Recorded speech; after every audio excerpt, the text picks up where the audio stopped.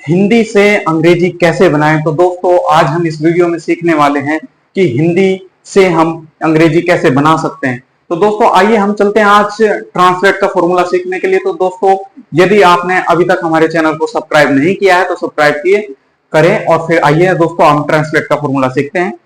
Translate का formula सीखने से पहले हमें सब्जेक्ट, वर्ब और ऑब्जेक्ट के बारे में पता होना चाहिए। सब्जेक्ट क्या होता है और वर्ब क्या होता है और ऑब्जेक्ट क्या होता है।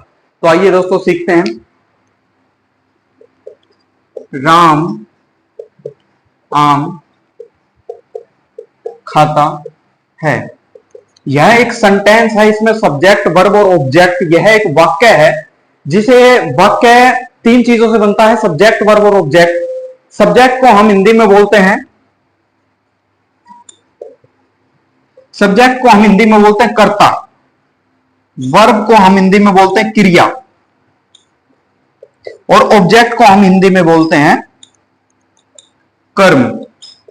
यानी कर्ता, क्रिया, कर्म। कर्ता सब्जेक्ट जिस कार्य को करता है, जैसे इस सेंटेंस में राम आम खाता है, सब्जेक्ट हमारा राम है क्योंकि यहां राम के बिना इस वाक्य में आम कोई नहीं खा सकता। तो सब्जेक्ट हमारा कौन हुआ? राम। राम हमारा कर्ता है, ठीक है। अब वर्ब सीखने के लिए वर्ब होती है क्रिया। जिस काम को हम कर रहे हैं उस काम के करने की प्रक्रिया को क्रिया बोलते हैं, यानी वर्ब बोलते हैं। तो इसमें क्रिया क्या है? खाना, यानी वर्ब क्या है? खाता। और ऑब्जेक्ट की बात आई, ऑब्जेक्ट होता है कर्म। जिस काम को हमें करना है उसे हम बोलते हैं ऑब्जेक्ट, यानी आम। हमें काम क्या करना है? आम को खाना है। तो दोस्तों आइए हम सीखते हैं ट्रांसलेट का formula. S for subject, O for object, V for होता है verb. S for subject, V for verb, O for object.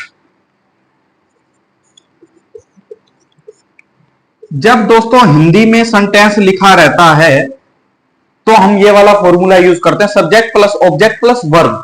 और उसी टेंस को जब कन्वर्ट इनटू इंग्लिश में, जब उसी टेंस को हम इंग्लिश में कन्वर्ट करते हैं, तो आइए दोस्तों सीखते हैं कैसे करते हैं। सब्जेक्ट हम ज्यों का तो बिल्कुल ऐसे कैसे उतार देते हैं और ऑब्जेक्ट को हम पीछे भेज देते हैं, वर्ब को बुला लेते हैं हम आगे। तो दोस्तों हिंदी से अंग्रेजी बनाने का फॉर्मूला ये रहा। और दोस्तों आइए हम अभी राम आम खाता इस सेंटेंस की इंग्लिश बना के दिखाते हैं, वो भी ट्रांसलेट के फॉर्मूले के अकॉर्डिंग।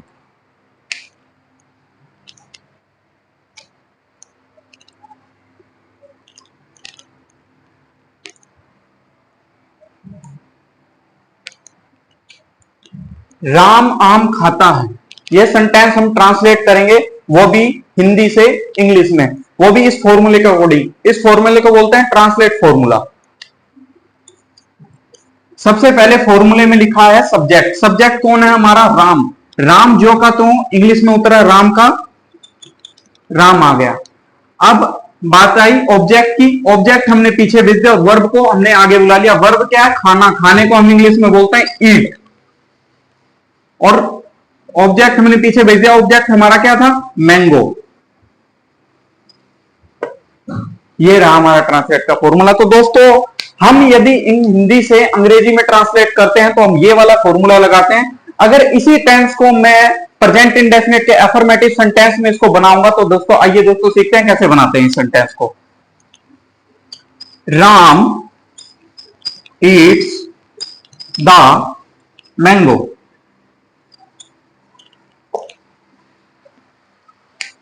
फॉर्मूले में दोस्तों टेंस में जब भी हम ऑब्जेक्ट लिखते हैं तो ऑब्जेक्ट लिखने से पहले दा का प्रयोग करते हैं। थैंक यू दोस्तों, फॉलो मोर इंटरेस्टिंग वीडियो। यदि आपको हमारी वीडियो अच्छी लगती है तो सब्सक्राइब कीजिए, लाइक कीजिए, शेयर कमेंट कीजिए। थैंक यू दोस्तों, फॉलो मोर इंटरेस्टिंग वीडियोस।